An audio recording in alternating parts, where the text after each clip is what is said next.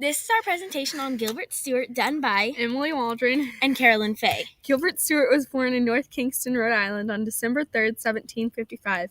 His teacher when he was young was Cosmo Alexander. After being mentored for a few years, they made the move to Edinburgh. Alexander died, which left Stuart stuck there. He then married Charlotte Coates, and over the course of their marriage, they had 12 children. He then had to work as a poverty-stricken sailor to get home. He then went to London and was rescued from his poverty by Benjamin West. Although they had slightly different interests in art, Stuart eventually became London's leading portrait painter. Although he had the opportunity to be more successful, he had bad spending habits, which then led him to go back to America where he thought he could make a fortune. When Stuart got back to America, he was very interested in Washington's facial features. He painted George Washington with obvious flattery, although the president was beginning to really show signs of his age. He had made 3 basic portraits of Washington, but only the original, which was painted in 1796, hangs in the White House today.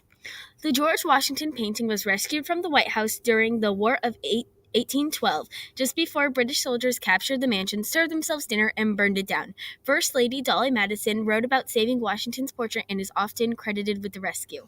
He painted many other paintings, such as The Skater and a portrait of John Adams. Stuart also had a very original technique when painting.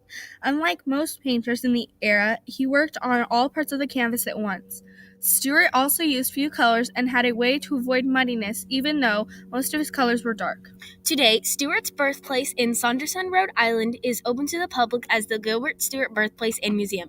The museum consists of the original house where he was born, with copies of the paintings from throughout his career hanging throughout the house. The museum opened in 1930. This concludes our presentation on Gilbert Stuart. Thanks for watching!